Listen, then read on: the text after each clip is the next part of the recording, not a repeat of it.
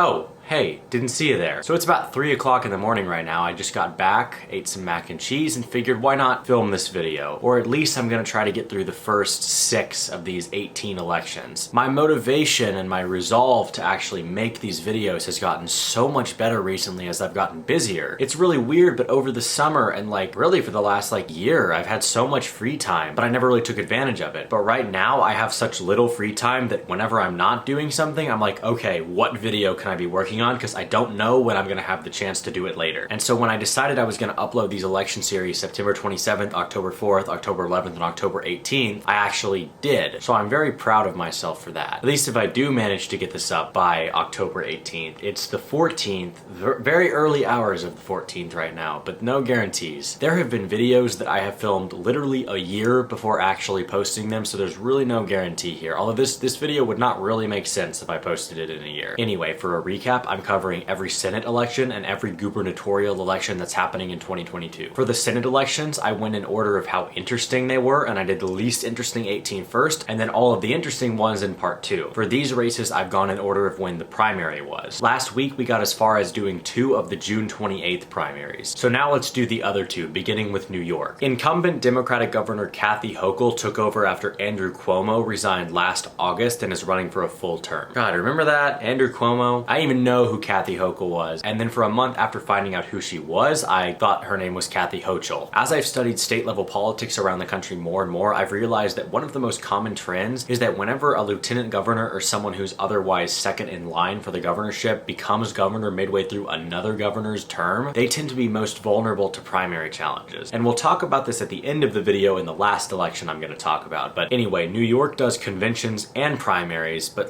in this weird, unique way. So at the state Democratic convention in February, the party nominated Hochul, and she became their official designee. But U.S. Representative Tom Suozzi and New York City Public Advocate Jumaane Williams both worked the alternate method of getting 15,000 signatures to appear on the primary ballot. So to make this mess of a video a little bit more chaotic, my computer or camera, or I don't even really know what, but every part of the New York segment after this got corrupted and deleted. It doesn't matter that I filmed this video at 3 separate times on 3 different days, as long as the information is here, right? These videos are so long, it's basically like a podcast. You don't even need to look at it, just put it on and listen to it while you do something else. Anyway, it didn't really matter that those candidates petitioned to get on the primary ballot because Hochul still won the nomination with 67.8% of the vote. Also, it seems like Jumaane Williams has quite the axe to grind with Kathy Hochul. This is not their first time running against each other in a primary. In 2018, Williams also ran against Hochul for the Democratic nomination for lieutenant governor. The Republican primary had 4 main candidates. They were former Trump administration official Andrew Giuliani, former Westchester County Executive Rob Astorino, U.S. Representative Lee Zeldin, and businessman Harry Wilson. Zeldin ended up winning a decisive victory with 43.9% of the vote. He carried 48 counties, and the other 3 candidates split the remaining 14. Mind-blowing analysis here, but if you look closely, Giuliani won the areas around New York City where his father was mayor. Now, everyone knows that the U.S. is a 2-party system, but you'll occasionally have your third parties on the ballot, even though they rarely ever actually do anything, affect the race, or have a chance at winning. But in this election, there are no third-party candidates. The 2020 Green Party presidential nominee, Howie Hawkins, has basically run for governor of New York every time for the last 7 elections in a row, and he never has any chance at winning anyways, but this time he got disqualified from the ballot. Same goes for Larry Sharpe, who also ran for governor in 2018 and was polling at about 5%. Also, New York has a bunch of other small parties that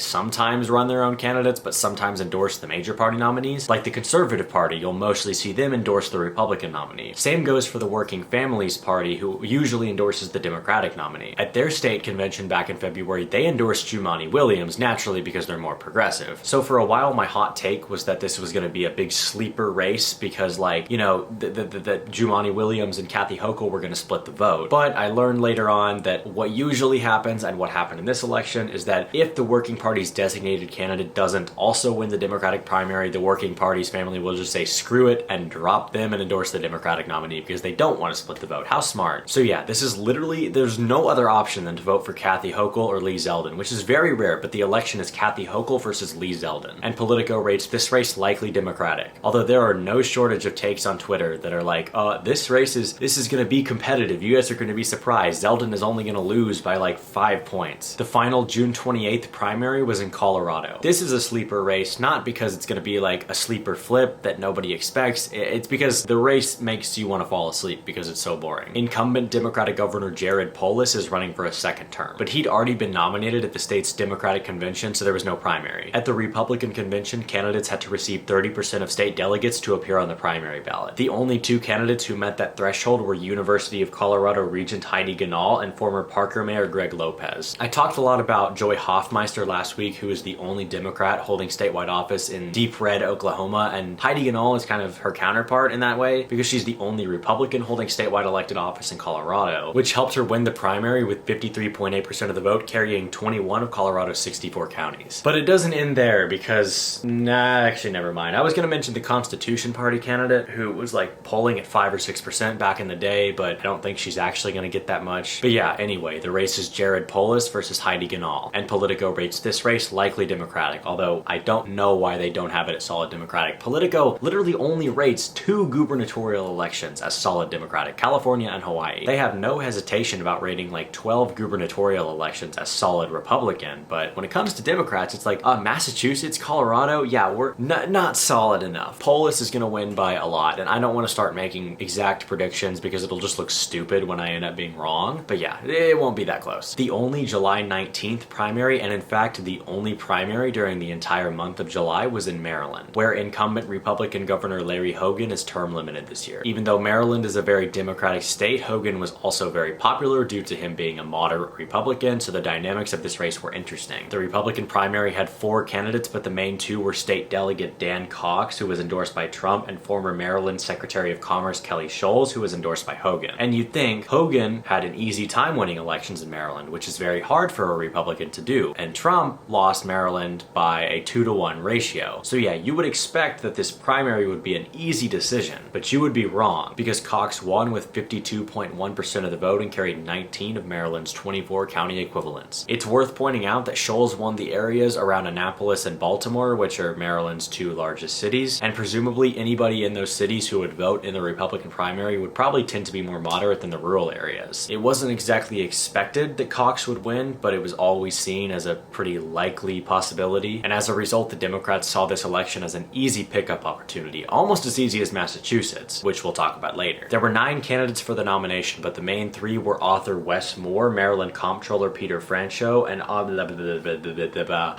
need to go to bed, and former Democratic National Committee Chairman Tom Perez. There were an unholy amount of debates with pretty much every combination of candidates possible. I'm very interested in elections to the point where I'm making a video on like all of them. Even I don't watch debates. Who is watching 30 Democratic primary debates in Maryland? I don't know. But yeah, even though Franchot appeared to be the frontrunner throughout the campaign, he actually came in 3rd, and Moore won with 32.7% of the vote. He only won 6 counties plus Baltimore City, which obviously is going to give him the win. So the race is Dan Cox versus Wes Moore, and Politico rates this race likely Democratic, although I have expressed my disagreement with the fact that Politico is so timid about rating races solid Democratic. This is solid Democratic. This is your Beck Hassan rating. I'm gonna sit up against the wall now because I'm tired. Okay, next let's talk about Arizona. Incumbent Republican Governor Doug Ducey is term limited this year. In the Democratic primary, the frontrunner was Arizona Secretary of State Katie Hobbs. Okay, she won the nomination with 73.2% of the vote and carried all but 1 county. The Republican primary had 5 candidates, but the main 3 were former U.S. Representative Matt Salmon, former news anchor Kari Lake, and Arizona Regent Karen Taylor Robson. I talked about Doug Mastriano last week, and Kari Lake is basically the Doug Mastriano of this race, being the far-right, Trump-endorsed candidate who has got to be the worst at voter adaptation like ever. Katie Hobbs is not doing that good of a job either. They're both,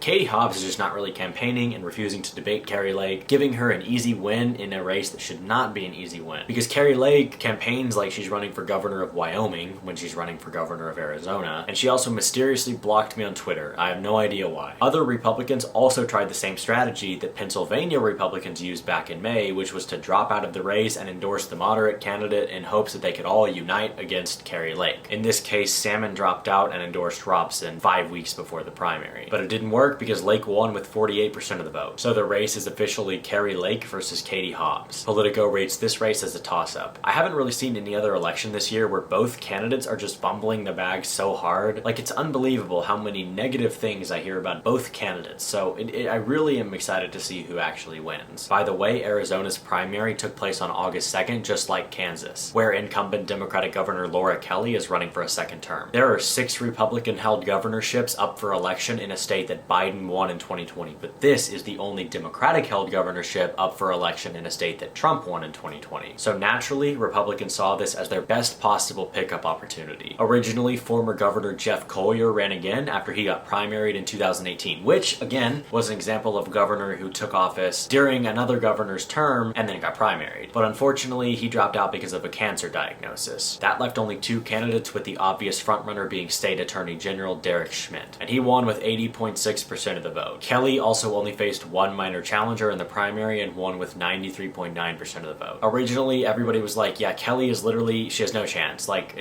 she only got lucky in 2018 because there was a spoiler candidate, blah, blah, blah, blah. But as time has gone on, it's become clear that unseating Kelly won't be as easy as originally thought. First of all, she has a high approval rating plus endorsements from several Republicans. Second of all, State Senator Dennis Pyle is running as an independent, saying Schmidt is not conservative enough, which is crazy if you know anything about Derek Schmidt. Again, this is similar to what happened in 2018, except the independent in that race was really a moderate. But the same like vote splitting thing applies in both cases. As you might expect, Democrats are actually trying to boost Pyle's candidacy in hopes that he will indeed split the vote with Schmidt and hand Kelly the win. So the election is Laura Kelly versus Derek Schmidt versus Dennis Pyle. Politico rates this race as a toss-up. I'm gonna film one more and then fall asleep on my bed because now it's 3:04 a.m. But I'm no quitter, so let's talk about Michigan. Incumbent Democratic Governor Gretchen Whitmer is running for a second term, and she got the Democratic nomination uncontested. In contrast, the Republican primary got pretty spicy. You see, 14 people ran, but only 10 got the 15,000 signatures required to appear on the primary ballot. Out of those candidates, the frontrunner appeared to be former Detroit Police Chief James Craig, with businessman Perry Johnson in second. But on May 23rd, both of them and 3 other candidates were disqualified for allegedly forging signatures. So that was a pretty big shock when the 2 frontrunners get disqualified, and there was really no clear frontrunner after that, with the main 3 candidates being conservative media personality Tudor Dixon, businessman Kevin Rink, and Allendale Township Planning Commissioner Ryan Kelly. But wait, there's more. Later on, Kelly was arrested by the FBI for his involvement in the January 6th Capitol attack. With most other candidates out of the way, Dixon won with 40.6% of the vote and carried 80 of the state's 83 counties. So the race is Gretchen Whitmer versus Tudor Dixon. The general consensus is that the Republican primary was such a mess that Dixon is just gonna have a hard time pivoting and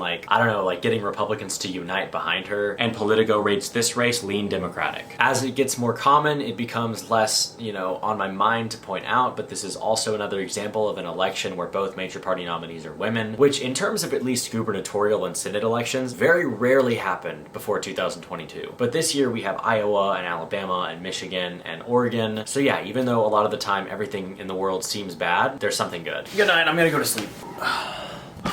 Fuck. But remind me tomorrow, let's talk about Tennessee. Are you Tennessee? Because the only 10 I see is the fact that this election will be called before 10 p.m. on election night. Incumbent Republican Governor Bill Lee is running for a second term. It's a pretty quiet race. It actually might be the most boring of the year. All of Lee's primary opponents got disqualified, so he won the nomination unopposed. The Democrats had 3 candidates. They were community leader Carnita Atwater, pulmonologist Jason Martin, and Memphis City Councilman J.B. Smiley Jr. There was never any polling done for this primary because I'll let you guys in on a little secret, this race is solid Republican. So no one really cared to try and predict who would win the Democratic primary, which is why it was surprising when it ended up being the closest gubernatorial primary of the year. Martin won with 39.4% of the vote, or a margin of 0.6%. He also won 88 of the state's 95 counties. Meanwhile, Carnita Atwater decided that the best course of action after coming in 3rd place in the Democratic primary in Tennessee was to go big or go home and run for President of the United States. And I'm not kidding, she actually plans to primary challenge Joe Biden in 2024. This primary was on August 4th, which was the only Thursday primary of the year. I was actually out that night. I was at a pregame with my friends, and I was checking the results, even though doesn't matter, it's just fun to see. So the election is Bill Lee versus Jason Martin. Tennessee is a very red state, I already mentioned that, but it's also a state that likes to vote for its incumbent governors. In fact, the last time an incumbent governor lost a general election was 1922, 100 years ago. But yeah, the lesson learned here is that if you're an incumbent governor and you win the primary in Tennessee, you're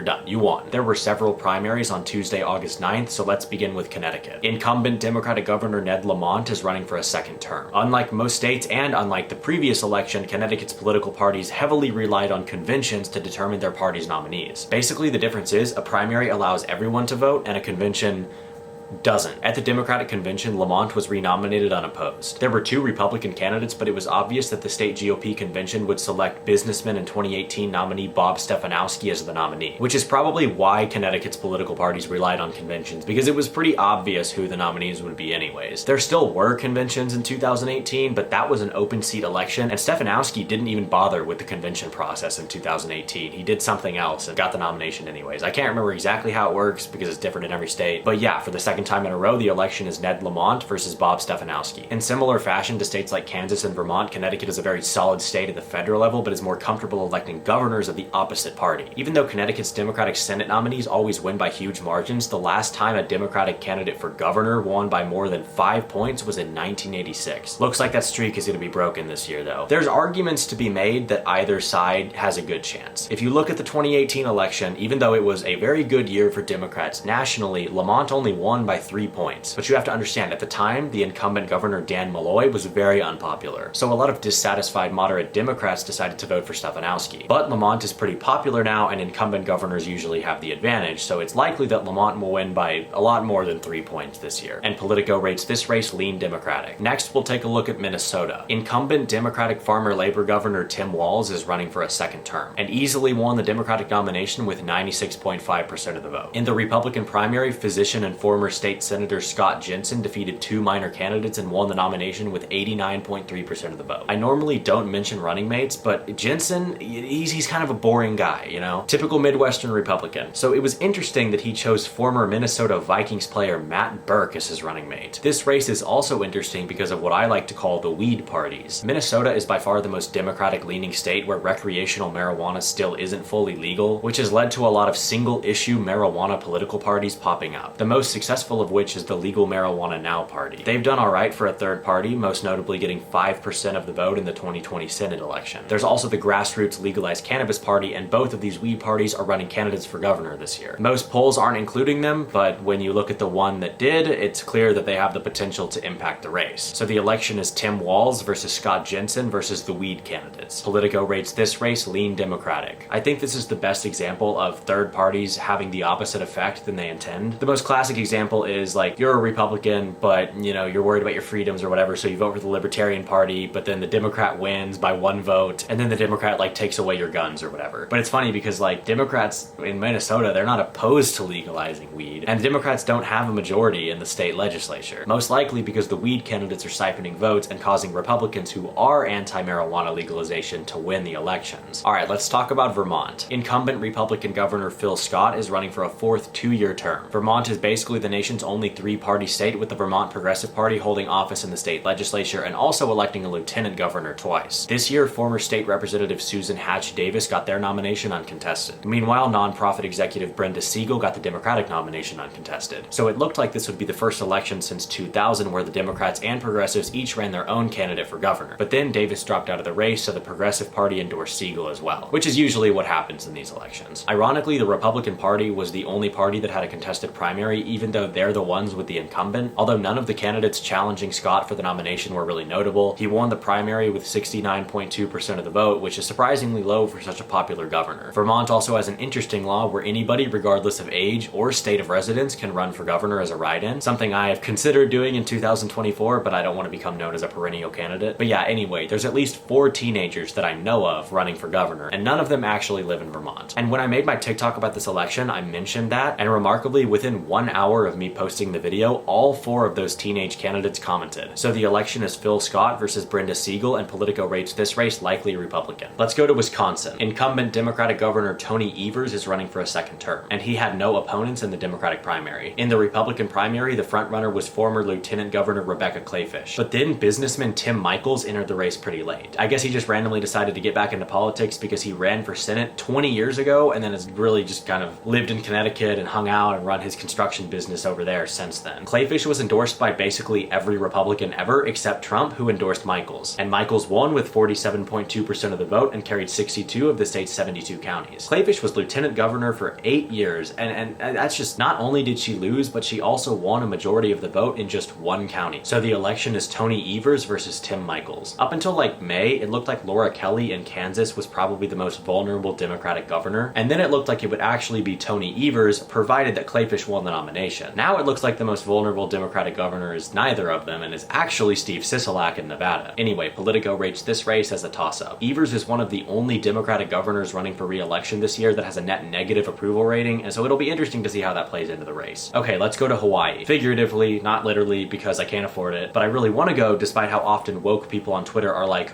you can't go to Hawaii because you're a colonizer if you do, and you're a terrible person. I can make a whole nother video on that, but anyway, incumbent Democratic Governor David Ige is running for no, he's not actually. I need to read the script. Incumbent Democratic Governor David Ige is term limited this year. Hawaii is one of the nation's most Democratic states, so the Democratic primary is always very competitive here. The Hawaii Democratic Party is definitionally a big tent party because it's so dominant in state politics. There's conservative Democrats, moderate Democrats, progressive Democrats, and everything in between. Some of the candidates included former Hawaii First Lady Vicky Cayetano and U.S. Representative Kai Kahele, who announced his campaign much later than everybody else. And honestly, I could talk about this for a while too, because I've read a lot about it, but it really just seemed like he was looking for a way out of Congress, because he was never really there much anyways. He was always like flying for Hawaiian Airlines and using COVID as an excuse for being too scared to go to Washington. I literally moved to DC in the middle of January when Omicron was surging, so if I can do it, you know. Neither of those candidates really stood a chance at beating Lieutenant Governor Josh Green. He's a physician and an emergency room doctor, and he actually worked like on the front lines during COVID and was the administration's COVID liaison, and so he became extremely popular as a result, even while Ige became extremely unpopular. He easily won the nomination with 62.9% of the vote. For a while, the top Republican candidate was MMA fighter BJ Penn, but right before the filing deadline, former Lieutenant Governor Duke Aiona jumped into the race, which ushered in a few hours of tweets about how this election might potentially be competitive because Aiona is the best possible candidate Republicans could have run, which is not a joke, by the way. But yeah, pretty quickly everybody came back down to reality and realized that Duke Aiona winning the lieutenant governorship in 2006 is probably the last statewide election that any Republican will win for like the next 50 years in Hawaii. But yeah, Aiona won the nomination with 49.6% of the vote. So the election is Josh Green versus Duke Aiona. Got a little bit of trivia on this one for you guys. This is first the only gubernatorial election this year between two lieutenant governors. And more surprisingly, this is also the only gubernatorial election in the country this year where either major party nominated an incumbent lieutenant governor. Usually that's more common. It'll happen in like 2 or 3 states every midterm. Last bit of trivia, Aiona is one of just 3 candidates running for governor this year who's been nominated by a major party 3 times. And I bet he'll be back for another go in the future after he loses this election. And on that note, Politico rates this race solid Democratic. Let's talk about Alaska. Incumbent Republican Governor Mike Dunleavy is running for a second term. In Alaska's new primary system, all candidates appeared on the same primary ballot regardless of party, and the top 4 finishers would advance to a ranked choice general election. There were 10 candidates in the race, but besides Dunleavy, the other major candidates included State Representative Christopher Kirka, former State Representative Les Gara, former Governor Bill Walker, and Kenai Peninsula Borough Mayor Charlie Pierce. Dunleavy came in first with 40.4% of the vote. Gara got 23.1%, finishing just ahead of Walker, who got 22.8%. It took a few days to call 4th place, but it ended up going to Pierce, who won 6.6%. So the election is Mike Dunleavy versus Les Gara versus Bill Walker versus Charlie Pierce. This is Walker's 4th election in a row, and if he wins, it would make him once again the only third-party governor in the United States. If Dunleavy wins, it would break Alaska's streak as being the state that's gone the longest without re-electing the same person twice. Actually, Alaska's the only state where every single time they've elected a governor in the 21st century, the winner has been a different person. He'd also be the first Republican governor to win re-election in 44 years. That looks decently probable because Politico rates this race likely Republican. Alright, let's talk about Wyoming. Try not to fall asleep here. Incumbent Republican Governor Mark Gordon is running for a second term. As I saw it described in an article a year ago about the 2022 gubernatorial races, if he wants a second term, he's got it. He's one of the most popular governors in the United States, but he still did have a little bit of primary opposition. Regardless, he still won the nomination with 61.7% of the vote and carried 19 of Wyoming's 23 counties. The Democratic primary didn't have all that much going on. In fact, I can't find titles for either of these people, so at least they'll be a little bit easier when I'm editing. The only 2 candidates were Teresa Livingston and Rex Wild. Livingston won with 71.2% of the vote and won 22 counties, but tied Wild in 1 county. Although that's not saying much because literally only 8 Democrats voted there. So the election is Mark Gordon versus Teresa Livingston. The primaries were the most lopsided of any election I've covered all year by far, with Republican primary voters outnumbering Democratic primary voters by a 24-to-1 ratio. So it's appropriate that Politico rates this race solid Republican. My hypothesis on that is that a lot of Democrats switched over to the Republican Party to vote for Liz Cheney in the US House election primary, which is also a good explanation for why a governor as popular as Mark Gordon would not do so well in the primary. Next, we'll take a look at Florida. Incumbent Republican Governor Ron DeSantis is running for a second term. This is a pretty high-stakes election because there's been a lot of speculation that DeSantis wants to use a big win this year to springboard into a presidential campaign next year. More specifically, he wants to win this election by more than Trump won the state in 2020. He won the Republican primary uncontested. That, combined with his increasing popularity since COVID and his insane fundraising numbers, meant that Democrats had a pretty daunting task ahead of them. And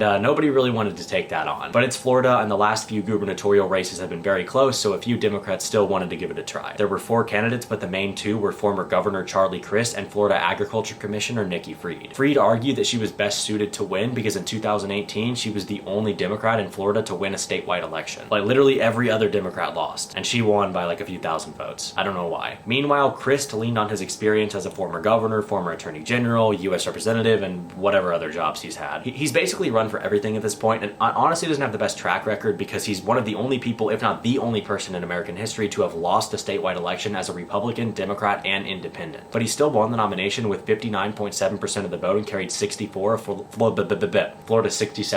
Florida's 67 counties. So the election is Ron DeSantis versus Charlie Crist. Unlike 2018, when this race was so close it required a recount, Politico rates this race likely Democratic. It looks like we're gonna have another George W. Bush case where an incumbent governor runs for re-election, wins, gets sworn in for a second term, and then like a month or 2 later announces that they're running for president. Okay, next is Massachusetts. I made the TikTok about this election a matter of hours ago, and as it so happens, I needed to take a break from filming because I had to import the clips onto my computer because my memory card was almost out of storage. And while I was doing that, a TikToker from Massachusetts responded to one of my videos and talked a little bit more about the election. So that was nice, and you wouldn't expect me to say this because I've been making videos on different platforms for over 8 years, but it's always like, damn, like there's random people that know who I am. Anyway, this election is very interesting, even though the result is basically a foregone conclusion. There was a lot of speculation about what incumbent Republican Governor Charlie Baker would do, including him potentially switching parties and running in the Democratic primary or just running as an independent. That's because the Massachusetts Republican Party has gotten a lot more conservative during Baker's time in office, and Baker is very moderate and actually pretty liberal on a lot of social issues, so he was basically getting pushed out of the party. It was no surprise when the more conservative former state representative Jeff Deal announced he would challenge Baker in the Republican primary. As I mentioned, Baker was getting pushed out by the Republican Party, and it eventually became clear that he was in serious danger of losing the primary. So in December 2021, he announced that he would retire after 2 terms, making him the only governor in the United States to retire this year. This turned into another proxy conflict with Trump endorsing Deal, but more moderate figures like Chris Sununu endorsing Doughty. It didn't really matter much though. Even though Deal won with 55.5% of the vote, it was pretty obvious that without Baker on the ticket, the Republicans would lose. The Democratic primary had 3 high-profile candidates, but they dropped out, leaving State Attorney General Maura Healey as the presumptive nominee, and she won the primary with 85.6% of the vote. So the election is Jeff Deal versus Maura Healey. Baker was still on decent terms with the GOP when he ran for re-election in 2018 and did extremely well, especially when you consider how Democratic Massachusetts is. In fact, he almost won the city of Boston. Meanwhile, that same year, Jeff Deal ran for US Senate against Elizabeth Warren and got absolutely clobbered. There was a hell of a lot of ticket splitting because both Baker and Elizabeth Warren, despite being from opposite parties, won by about a 2-to-1 margin. So yeah, Politico rates this race likely Democratic. I have no idea why it's not solid Democratic. All of the polls have Healey winning by upwards of like 15, 20, maybe even 30 points. I'm not so sure what to say about Tina Kotek's chances of winning in Oregon right now, and it looks like Maura Healey will become the first openly lesbian governor in US history. Alright, 2 more elections. They're both also in New England. Let's start with New Hampshire. Incumbent Republican Governor Chris Sununu faced a lot of calls to run against his predecessor Maggie Hassan for US Senate, but he declined and is running for a 4th 2-year term. I feel like at this point it's just a competition between him and Phil Scott to see who can hang on longer. They're both moderate Republicans in the only 2 states where governors still serve 2-year terms, and they both took office on the same day, so they're just trying to see who can outlast the other. For some reason, Sununu had 5 primary challengers, but none were high profile enough for him to be in any real danger of losing the nomination, and he got 78.7% of the vote. Meanwhile, State Senator Tom Sherman won the Democratic nomination unopposed, although for whatever reason, 2.3% of voters wrote in Chris Sununu, which I assume were people who were registered Democrats but forgot to change their voter registration and,